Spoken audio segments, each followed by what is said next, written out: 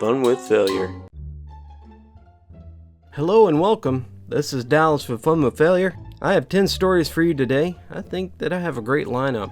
Although I want to give you fair warning, even though it's a short line, I don't claim to be a good singer. As a matter of fact, I use it to torture my family. It's quite fun. And I'm not really particularly good at the Scottish accent, even though I love the accent. Plus the last story, at the very end of it, it talks about the end results to a man's manhood after a certain event. I didn't find anything particularly offensive in it, but I'll let you be the judge. Without further ado, buckle up and here we go.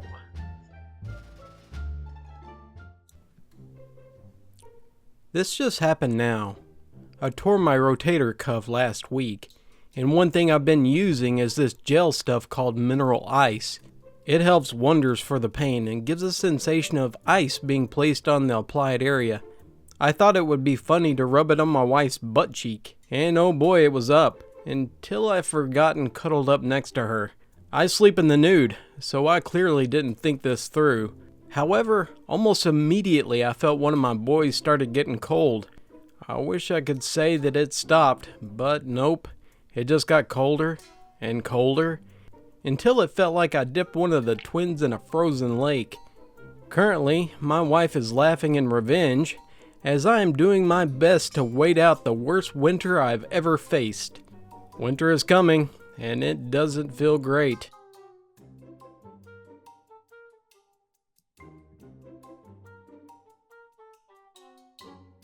This happened about 5 years ago at my buddy's wedding. In case you haven't seen this particular episode of The Office, when Phyllis, a saleswoman, is getting married, Michael, the boss, tries to shoehorn himself into everything. He was invited to the wedding party to help wheel her father down the aisle, and that's about all he was supposed to do. Instead, he tries to be the star of the wedding, and eventually shouts out to the congregation, "Ladies and gentlemen, may I present to you for the first time as a couple, Mr. and Mrs. Bob Vance," before the priest is finished with his part. In classic The Office style, it's embarrassing. So, my buddy was getting married, for the second time, to a great woman, much more his style, laid back, friendly, and she eventually became the mother of his first child. They're still doing great. He wanted me to be in the wedding band, just me singing, playing trumpet, and our friend on the keyboard playing some tunes that means a lot to his family, and some fun stuff. We played the opening riff to Jesus Walks by Kanye when she walks down the aisle, her request. So, the plan was when they announced them as man and wife, we were to play the song Joy to the World by Three Dog Night. Naturally, as most of you know, that song begins with a little organ riff followed by a loud, thunderous, raspy Jeremiah Was a Bullfrog. This was the song that they would walk out of the chapel to. They wanted this, and I was excited to be part of another unconventional piece of their wedding.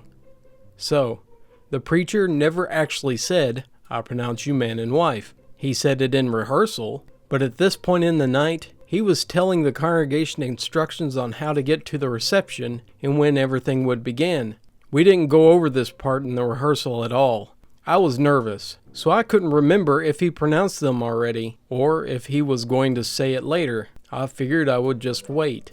I waited for the pageant pause, or the pronunciation, whatever came first. I figured that some silence before beginning would be less awkward than interrupting the guy. When I got the pause I was looking for, I looked over to my friend on the keyboard, he nodded, and we began. His organ was quiet. Quiet enough for maybe no one to really notice it. Or if they did, they just thought it was atmosphere music. Then of course, dum dum dum, Jeremiah was a bullfrog. The Reverend looked at me like, "What the frack are you think you're doing, maniac?" I stopped, apologized. He announced them as man and wife, and I redid the whole thing without the interruption. All I could think of was that I just Michael Scotted their wedding. I thought that the bride would never talk to me, and expected to be treated like a pariah all night. Luckily, the bride thanked me. She suffers from clinical anxiety and some other things. The complete interruption of her plans actually made her relax for a few minutes, and it was a very welcome distraction for her. She appreciated it. And she told me at the end of the night that it allowed her to enjoy herself finally during the stressful wedding thing. The rest of the guests, Most found it funny, at least those on the bride's side. Laid back, awesome family. Those of my buddy's side of the family weren't incredibly happy that their youngest son's second marriage got off on a clumsy start. I got some cold shoulders for the rest of the night.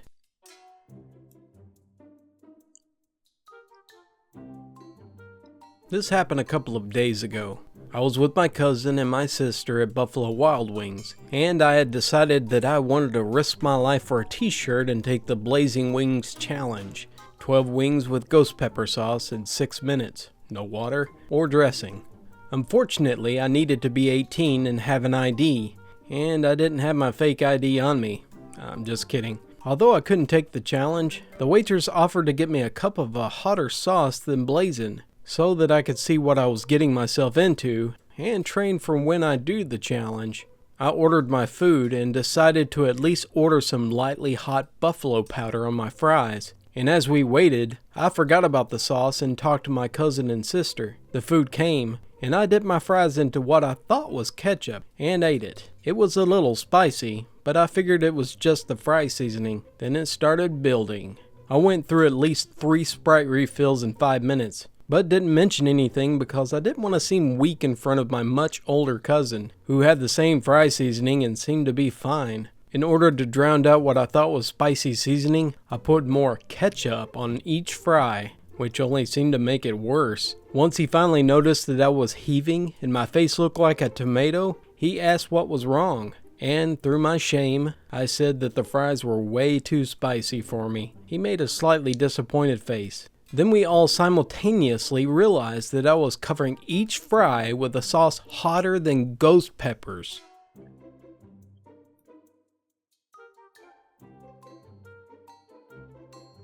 In true TIFU fashion, this happened my senior year in high school of 2012. Here's a little backstory. I went to a very small private high school. Our track team didn't have any pole vaulters or even coaches, so I decided to try it out. I've had some past pole vaulters mentor me. After a few months, I had it down pretty well. I was practicing more and more on my own. In mid-May, our junior class and their parents host an annual dinner for the senior class. This is a huge dinner with parents and teachers and pictures and whatnot. Something I looked forward to for a long time. The morning of the dinner, we had track practice at our usual time. This was Saturday morning, just kind of a laid-back practice. So, I decided to practice pole vault on my own.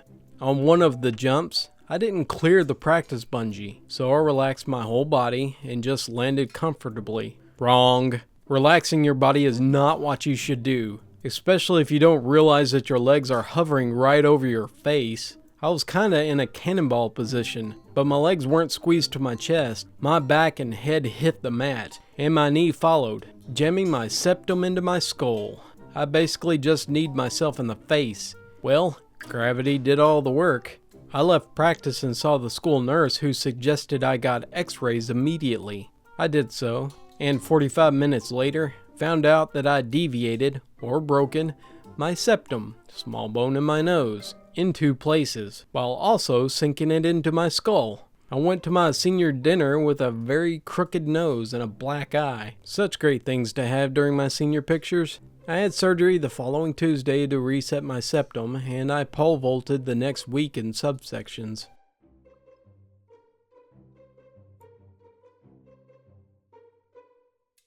My teammates and I go to the pub after every football game, and this occasion was seemingly like no other. As the rest of my team queued up at the bar, bought their drinks, and went outside to sit, I was the last to be served with my friend and my girlfriend. My girlfriend nipped to the toilet, so I made my order. It should have been very ordinary, very predictable experience. 2 pints, please, I say. So far, so good. Anything else? She asked. Once again, a standard response. Yep, that's it, I respond confidently. You sure? She asked again. Something immediately doesn't seem right. Perhaps she thinks I've forgotten to order some pork scratchings? Yep, I say, this time a little less confident. Did you want to buy one for the lady? She asked, before gesturing towards the end of the bar. At the end of the bar, there was a girl sitting on a bar stool. Now in this moment, time stops and I assess the situation. The lady in question is sitting at the end of the bar eating McDonald's. She's with two other guys and is chatting very familiarly with another barmaid. Instantly, I assume that this girl and the barmaid serving me are either friends or she herself is an off-duty barmaid. Understandably, I'm fairly put out. Quite clearly, she's trying to get me to buy a drink for her mate. She clocked me coming in, knows that I look fairly timid and is going to exploit my inner Englishness by putting me in an awkward situation that I'm desperate to get out of. Maybe previously, she'd have every reason to think that. Maybe in the past, I'd succumb to the desire to not get in a confrontation and would just agree to buy her a drink. But no, not this time. How dare her that she assumes that she can manipulate me that way. I turn back to her to respond. It's probably only been a second or so. Nah, you're alright, I say. I've won. I've vanquished the evil dragon. I am king of my own castle. No one tells me what I can do. Okay, she responds, and raises a quizzical eyebrow. That was not the response I expected. I'm immediately aware that the general tempo and atmosphere of the exchange has become somewhat sour, and I can't for the life of me think why that is. Is there an issue? I ask. The barmaid replies, I just thought you'd want to, that's all. That's frackin' cheek. She knows I wouldn't want to. Of course she does. She's amped up the awkwardness. She's going all in. No, I'm not going to do this. I became desperate. Well, would you if you were me? I ask.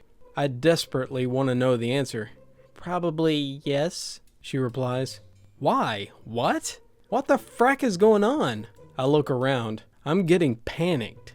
Does it say somewhere that I have to buy the staff a drink? And so I do something that I detest myself for. I fold. I give in. The situation has gone on far too long already. I wanted to be gone, with a beer and outside with my friends. Fine, I say. I have a face like thunder, like a petulant child. I'll get her one. The collapse of my resolve did little to ease the tension between us. The barmaid looked like she wanted the conversation to be over as well. Maybe she sensed that I was not a willing participant in this? Great, she says through a false smile. Why do you want to get her?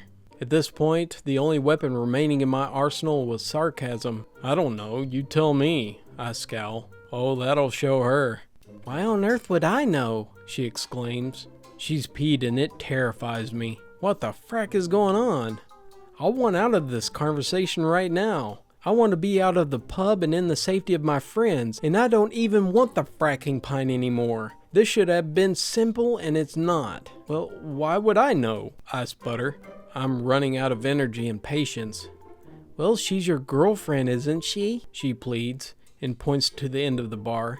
Then it hits me. At the end of the bar, next to the girl, is a door. A door that leads to the toilet. The door my girlfriend went through 30 seconds ago. It's at this point that I should tell you that my girlfriend didn't want a drink. Part of me felt elated.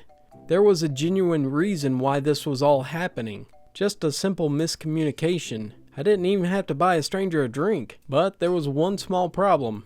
I couldn't say to the barmaid that I thought she was asking if I wanted to buy the stranger at the bar a drink, because that's what I thought she said. And why the frack would I agree to buy one for her anyway? Thankfully, the barmaid wanted out of the conversation even more than I did. My blurted response of, "No, it's okay, she actually didn't want one," was very quickly accepted, and my monies and beer was swiftly exchanged. Without making any more eye contact, I left the pub and haven't been back there since.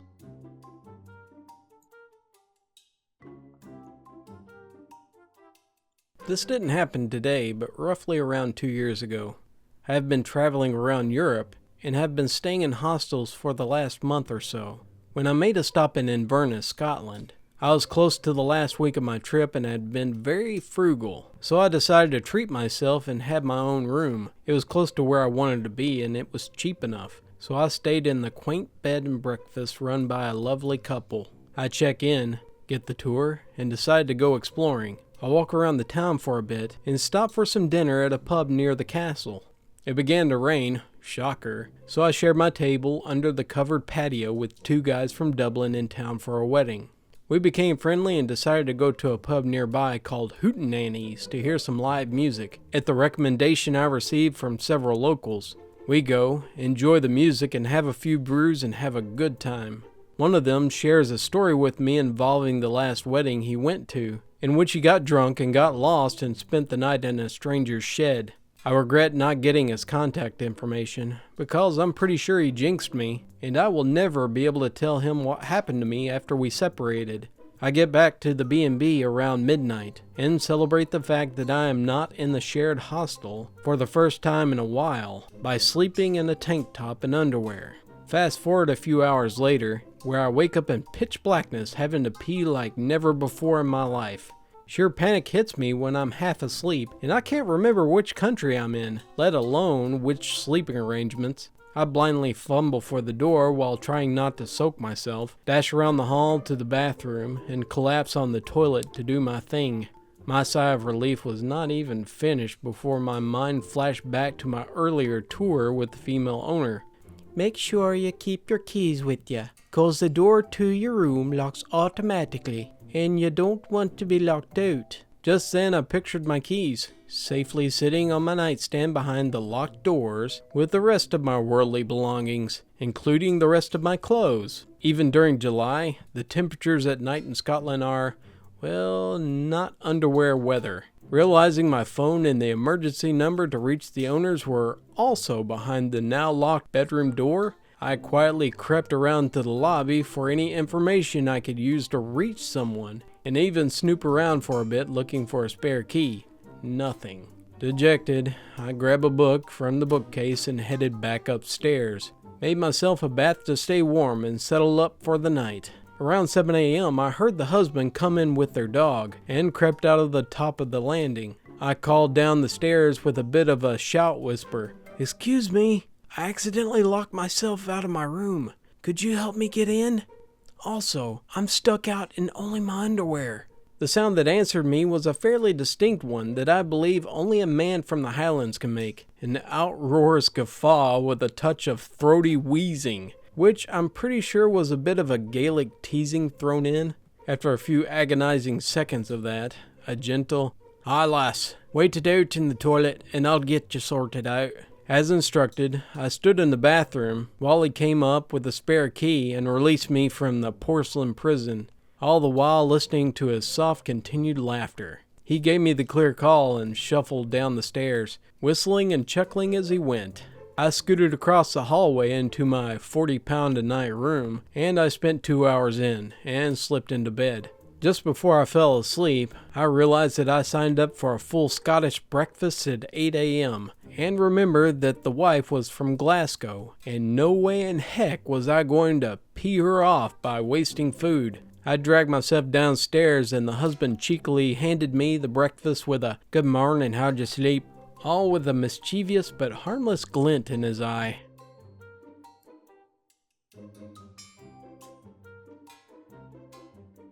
This isn't life-threatening or really screw me over later in life.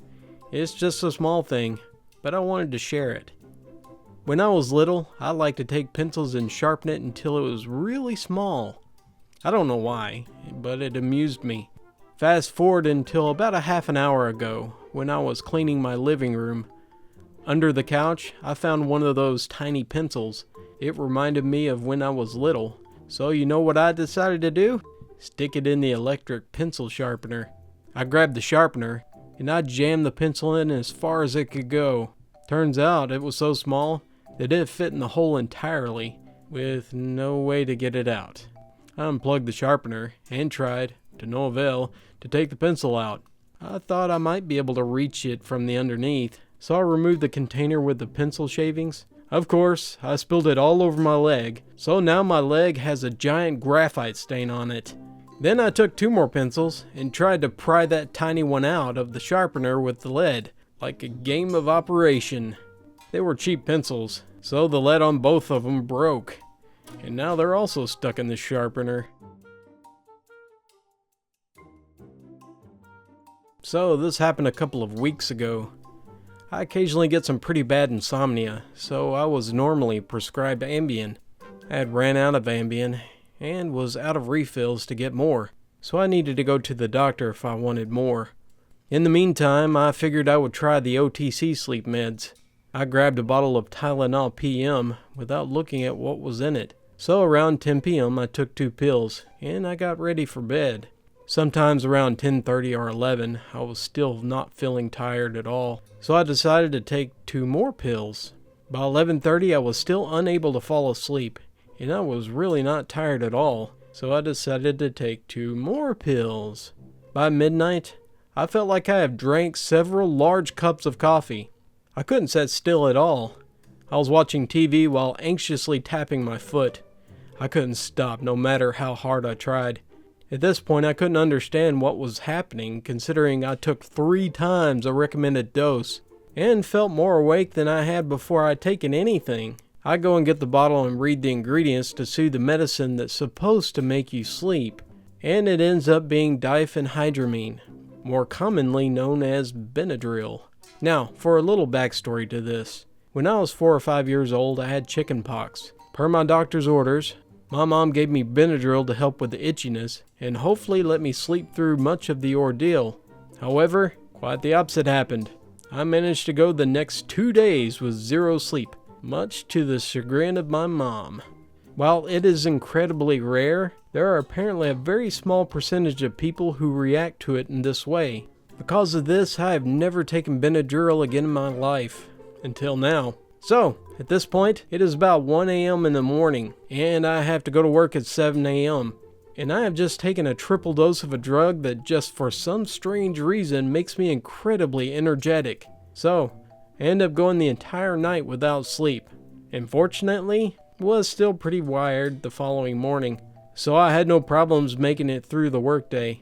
I did sleep like a baby the next night though, so there was at least one positive aspect to this whole ordeal. Needless to say, I made a point of getting back to see my doctor to get a refill of my Ambien. Taking over-the-counter sleep meds will be something I avoid like the plague from now on.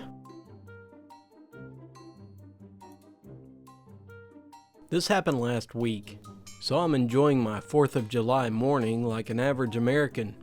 I needed some extra cash, so I decided to drive to GameStop and trade in some games for the holiday festivities. I've had this mini torch lighter that my significant other gave me about a week ago. The lighter is cool because it's wind resistant. Recently though, the lighter's trigger had been sticking after I've released it, causing the flame to stay lit for a moment. I thought, no big deal. So I'm driving on a beautiful day, with all my windows down listening to the new 444 album. I light my cigarette and smoke it. Then I flick it out the window. Moments later I grabbed the marijuana cigarette that I had rolled earlier and the torch lighter. I lit the weed up and placed the lighter on my lap and continued driving. I start smelling smoke and I think to myself, did the cigarette I flicked out the window go to the back seat? I looked out my rearview mirror to observe any signs of smoke or where the smell was coming from. Horrifyingly, I look down and my lap is on fire. I'm panicking and grab my crotch, burning my hands in the process, and all the while checking my mirrors to get over to pull off the road. I grab a bottle of water and douse my lap with it, putting out the flames. I proceeded to GameStop and tell and show the guy what happened. He couldn't stop laughing.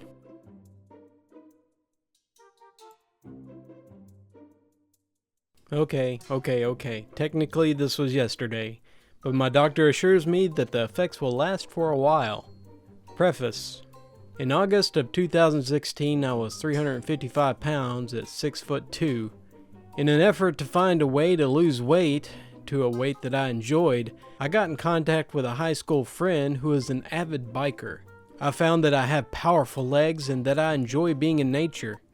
About a month later, after we built my bike from a 1981 English steel frame, my friend was telling me about a trail that goes from Pittsburgh, Pennsylvania to Washington, D.C., roughly 332 miles. The terrain is easy and it's beautiful. So I said, frack it, let's do it. He has done it 4 times so far, so he's all for it. Fast forward to March 2017. My story. At this point in my adventure in March 2017, I have lost 55 pounds and was now at 300 pounds. My goal is roughly 200 pounds. I was feeling good riding my bike, but I wasn't as dedicated as I should have been. I was hell-bent on going on the DC trip though. The first half of the trail is called the Great Allegheny Passage, and the second half is called the C&O Rail Trail. So I texted my buddy and said that we were going on July 9th. He told me the bad news. He is in the military as an intelligence officer, and was told that he had to be ready to deploy anywhere between July and August. So he couldn't come on the trip, but would provide anything I needed. I know how to fix like 5 things on the bike, so I'm pretty much ready to go, I thought.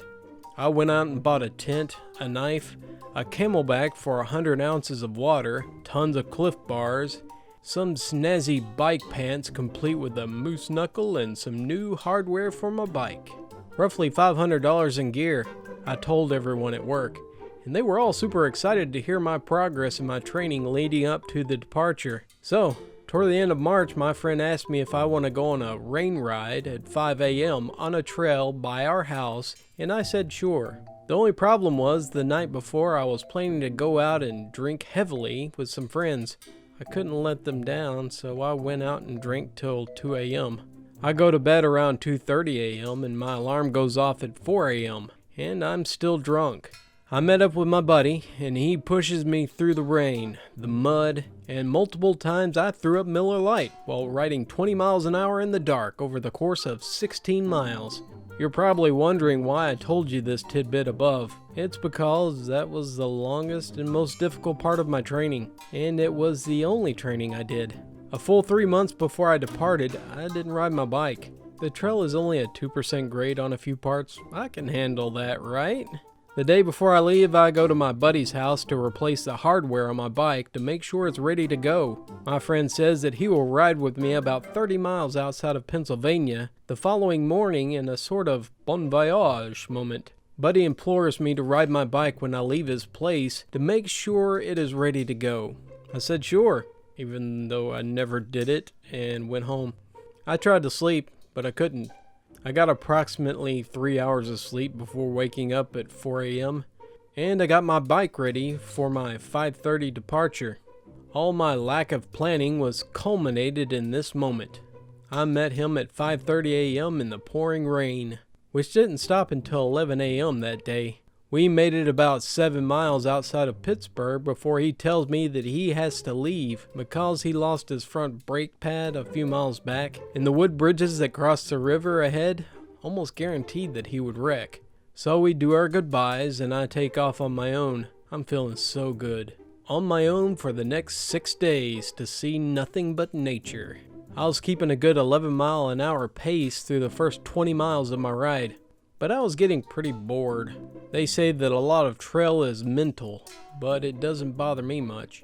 I spent a lot of time rapping 1960s styled rap, think the Sugar Hill Gang, about things that I was seeing. Rabbits, cool-looking trees, a bear, a family of 4, etc. I got to West Newton, Pennsylvania, roughly 34 miles from where I started, and was reading the mileage guide. Since I was already at mile 34 and feeling great, I decided that I would make it to Confluence, Pennsylvania by the end of the day, a total of 87 miles. I said once I got past West Newton, I would stop in Cornellsville for an extended period of time, to relax, to do some sugar and carb load for the final 28 miles.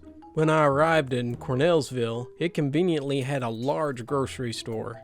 I must have looked like a mountain man. I was incredibly dirty from the rain, sweating for hours, and I was walking funny because I rode a bike 59 miles. So I proceeded over the next 45 minutes to eat a foot-long hoagie, 3 candy bars, and 2 Red Bulls. Once the Red Bulls kicked in, I got back on my bike and after only a mile realized something was terribly wrong. Every pedal stroke, the muscle on the inside of my thigh, the abductors, pulled slightly. Every upstroke was like a quarter of a second being stabbed in the groin. I realized that the 45-minute stop probably caused all the lactic acid built up in my muscles to release. But I decided to muscle through it. Since I knew it was stupid not to listen to my body, I decided to stop at Ohio Pile, 18 miles away and 10 miles short of my goal of Confluence. 5 miles outside of Ohio Pile, I was in agony. Every mile or so, I had to stop for 10 minutes and stretch. I ended up playing sort of a game with a small family. I would pass them, they would pass me, and back and forth. But I wasn't in a family-friendly mood. At this point, I was swearing up and down, slightly at myself, and the situation I put myself in. I see the bridge that leads to the gorge by Ohio Pile, and I see the sign for my destination up ahead. Just then, a little boy from the family behind me speeds past me, and in my head I said, "No you don't, you little piece of crap," and I start pedaling hard, like I'm in the Tour de France. I passed the little brat about 100 feet from the sign and listened to the fake crowds cheer my name as I beat a 10-year-old kid across the finish line of life. The first campground I saw was, as the sign read, a quarter mile up this hill.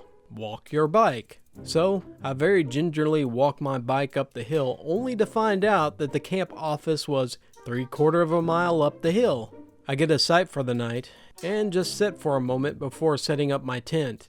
Eventually, around 8 p.m., I set my one-man tent up. When they say one man, they mean it. It was a snug fit, but I got my head in first and I decided I was going to sleep forever. What I eventually realized was that my tent was made with no ventilation on one side, so I was supposed to get in feet first, but I was too tired to care.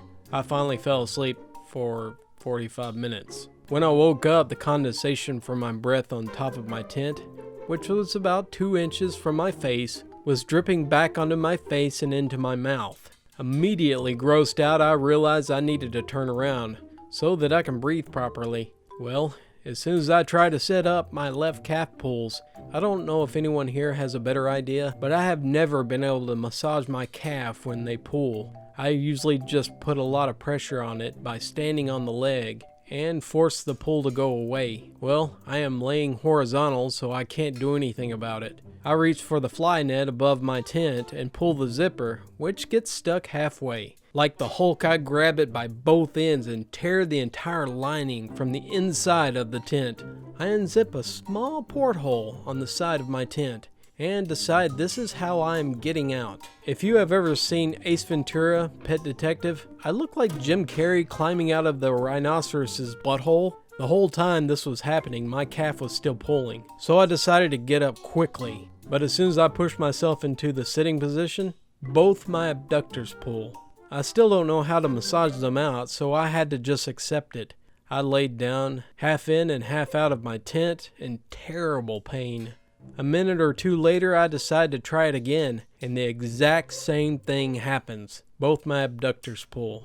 But I guess my left calf gave up being pulled because it no longer balled up. So I lay back down for my thigh muscle pain to subside. In my head, I'm saying to myself, the next time you try to get up, you are going to get up no matter what. The people around my campsite are going to think that I am in trouble, so I do it. I force myself to a standing position and basically fall against the picnic table at my site. Both abductors pulled, and now both my calves pulled. I was literally the fat version of Michael Jackson on his tiptoes at the picnic table, in absolute agony. I forced my calves one at a time to stop pulling, and try my best to stretch my abductors. I decide at the moment that I won't be able to make it this trip, so I call my friend to drive 90 miles back to pick me back up, and he agrees. While I wait for him, I decide it's probably best to get a shower, which I hadn't done after 11 hours of bike riding. So I grab some clothes and get in one of the camp showers. As I wash up with no soap, and to my horror, I realized my ball sack was the size of a grapefruit. The scrotum was swollen so much my testes were actually pushing against the back of my sack. My penis actually looked like an Audi belly button because my scrotum was so big. This definitely freaked me out. I had to go home. I got dressed and I was walking out of the bathroom and I threw my bike shorts in the garbage. I was never going to do this again. When my buddy picked me up, I told him everything except about my balls. This was something I had to call my doctor about in the morning. When I got home around midnight, it took me about 5 minutes to walk from my driveway to my front door because of how bad my lower body hurt. I made it to my couch and passed out. I woke up in the morning barely able to move. But for one fleeting moment, I forgot about my swollen genitals until I sat up, and it felt like I was sitting on a whoopee cushion. They swelled up even more overnight. It was around 9 a.m. and I called my doctor. He told me that he would call me back in a few minutes after he reached out to one of his friends who was an avid biker himself. When he called me back, he started off by saying that as long as my actual testes or penis didn't hurt, then it should be fine. He told me it was most likely from poor riding technique and riding in the rain. Basically, I had to readjust my posture and seating multiple times every mile. And because of my soaking wet scrotum being hit off the seat each time, my balls probably got tapped around 100 times. So here I type this story very gently, pulling my ball sack up between my legs so I don't sit on them, and I apply ice every 20 minutes for 10 minutes at a time to let the swelling go down. I already emailed my coworkers even though I am off all work, telling them to get their jokes out now because I will be too depressed when I come back, and I don't want to hear anything from anyone about the trip.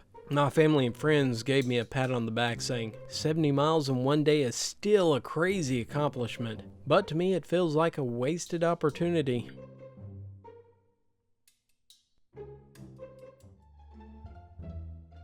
Thank you for sticking with me. If you enjoyed this video, please hit that like button and subscribe for more in the future. So which story did you enjoy? Leave your comment down below. I love to hear from you. Me personally, I love the standoff between the barmaid and the gentleman. I want to greatly thank the amazing authors of these stories. If you have your own story, please send it to me at funwithfailure@gmail.com.